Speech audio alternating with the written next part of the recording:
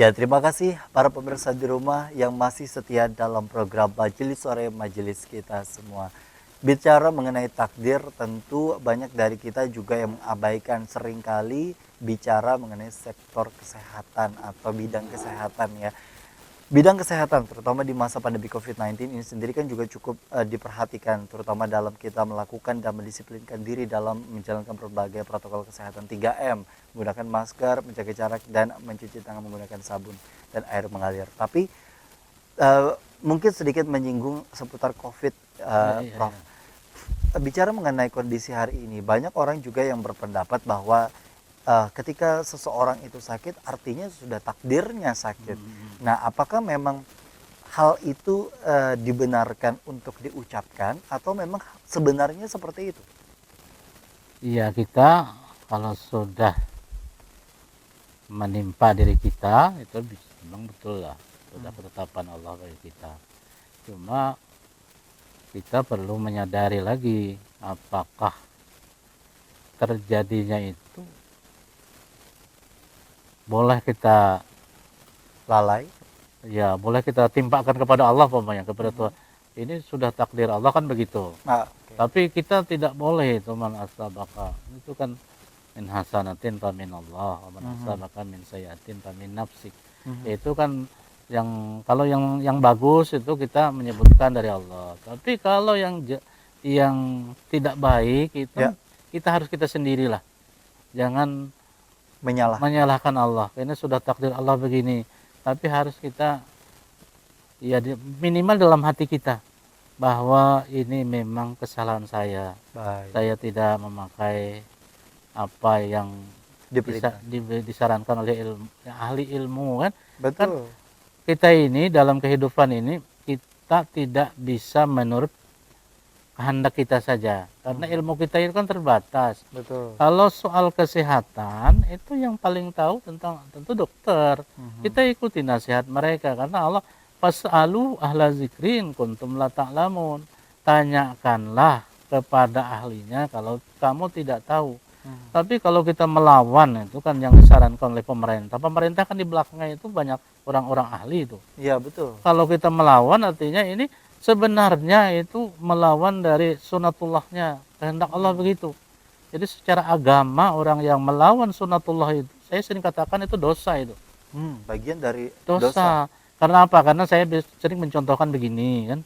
Kalau orang tidak salat itu melanggar syariat agama kan. Betul. Orang tidak tahu bagaimana tata cara salat tentu tanya ulama yang ahli fikih umpamanya. Tapi kalau soal umpamanya sakit gigi, nanyanya nggak bisa kepada ulama. Mungkin ulama bisa lah sedikit-sedikit lah. Tapi yang ahlinya itu tentu kepada dokter gigi.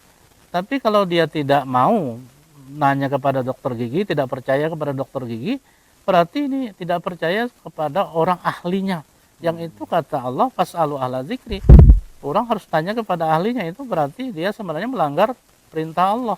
Ya, artinya juga harus menyesuaikan dengan bidang keilmuan orang gitu ya. Iya. Yang tentunya kalau tadi sakit gigi nggak mungkin nanya ke petani Iya, misalkan. iya itu harus yang Baik, harus baik. percaya kita. Baik. Nah, kalau bicara mengenai tadi kan memang sudah ditimpakan kepada diri kita. Kita harus tidak boleh bersuudzon dengan Allah Iya. begitu. Tidak boleh bersangka buruk karena ketetapan Allah itu merupakan bisa jadi bagian dari ujian, Iya, betul. cobaan atau mungkin bala. Nah, membedakan ketiga hal ini, Prof. Kita kan kadang mengenal yang namanya istilah istidraj ya, yang kemudian juga ketika seseorang meninggalkan syariat-syariat yang ditentukan oleh Allah, kemudian juga dia diberikan kesenangan terus-menerus sehingga lupa diri dengan berbagai kenikmatannya. Namun ada satu saat di mana dia mendapatkan semacam ujian. Nah, tapi kan ujian di sini di lingkungan sosial kita dikenal dengan tiga hal ini, Prof. Ada ujian, ada musibah, ada bala. Bagaimana kita menentukan bahwa ketiga hal ini yang mana yang tertimpa di dalam diri kita? Karena kan kalau kita bala itu sendiri kan bagian dari kesalahan kita sebenarnya yang menjadi balasan. Jadi ada ujiannya. Ujian itu tentu berkonotasi positif itu kan, untuk menaikkan derajat kita. Kadang orang diuji itu biasanya untuk menaikkan tingkat lah. Ya kita di sekolah aja diuji kan. Betul. Tapi kalau tidak lulus berarti nggak bisa naik tingkat ya. Jadi kalau diuji dengan musibah itu, kalau dia sabar menerimanya, malah di dalam sufi itu tidak hanya sabar, malah syukur. Karena ditingkatkan oleh Allah derajatnya. Karena orang yang sabar, minimal kita sabar, karena sabar itu kata Allah itu pahala orang yang sabar itu pahalanya tidak ada batas-batasnya. Innama yuwaffas sabiruna ajrahum bighairi hisab katanya. Bahwa Allah mencukupkan pahala bagi orang yang sabar itu bighairi hisab, tanpa hitungan. Itu tingginya anunya tuh. Jadi kita tahu kita 10 ke 20 atau kada berhitung lagi. Nah, itu namanya ada ujian itu untuk kebahagiaan dari ya ingin meninggikan diri kita lah. Tapi ada tadi apa tuh nasib Musibah. musibah ya.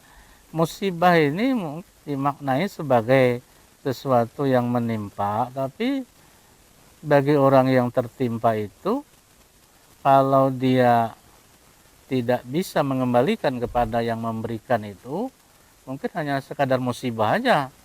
Maunya itu harus ditingkatkan lah. Artinya ini masuk dalam kategori bisa jadi mu'allaq atau mubram Iya. malah gitu ya. Jadi kalau yang ini sudah menjadi kenyataan kan, sudah tahu kita bahwa itulah udah ada, ibaratnya itu kan kalau dalam bahasa belajar teologi itu ada yang namanya qada, ada qadar. Nah, ini. Kalau qada itu berupa keputusan itu. Keputusan tapi belum dieksekusi itu. Oke. Jadi kalau sebagai pejabat tuh sudah ada SK-nya tuh. Ya. SK-nya sebagai pejabat pamannya kepala dinas ini. Baik.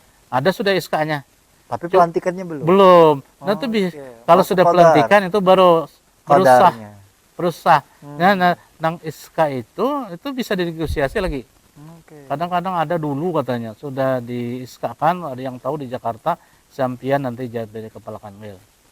Ternyata nggak jadi, tidak jadi beliau yang dilantik karena ada yang menegosiasi di situ di pusat. Tapi bukan berarti itu dibenarkan ya Prof ya.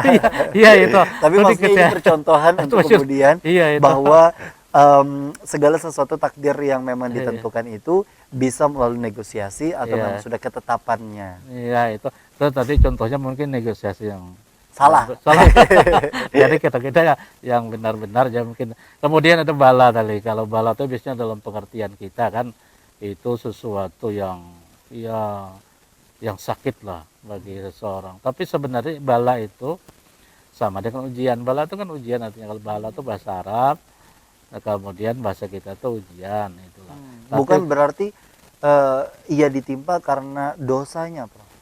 Iya, bisa dan begitu. Kadang-kadang yang tidak berdosa pun yang alim-alim, yang ulama-ulama kan bisa juga tertimpanya. Iya kan, karena ada yang seseorang di kampung itu yang nakal, pokoknya ada ulama di situ, bisa jadi juga nang ulama bukan karena juga. Tapi ulama itu karena menurut hadis itu orang ulama yang diam itu bisa menjadi dosa juga. Kata Sayyidina Ali itu katanya aku tidak khawatir ada berbagai kejahatan di dunia ini. Yang aku khawatir itu kalau para ulama sudah diam tidak mau menegurnya. Nah, itu ini. malah dalam hadis itu Allah tuh melaknat kepada ulama yang tidak mau menegur berbagai kejahatan yang ada di kampung. So Allah membiarkan itu. Baik. Jadi itulah maka tertimpa juga dia. Tapi kalau sudah juga kan dinasihati, tapi juga itulah sudah lepas tanggung jawabnya itu. Urusan dia dengan yang Maha itu bisa dalam arti tadi bala lah. Baik. Nah, ini kan kalau bicara mengenai takdir seringkali juga diidentikan atau dikaitkan dengan yang namanya rezeki, jodoh, maut, Prof. Iya. Ya, ini kan juga menarik nih, Prof. Apalagi pada saat masa-masa kita saat ini. Kalau misalkan kita bicara mengenai rezeki dulu. Kalau bicara mengenai rezeki, tentu otomatis juga akan ada kaitannya dengan pekerjaan. Kalau kita misalkan mau dapat uang, otomatis kita harus kerja. Kalau tidak Iya, kerja tidak akan iya, dapat betul. uang. Nah, nanti akan kita bahas ini, Prof ya, Iya, iya. dengan 3 aspek ini sendiri. Tetaplah bersama kami dalam program Majelis Sore, Majelis Kita Semua.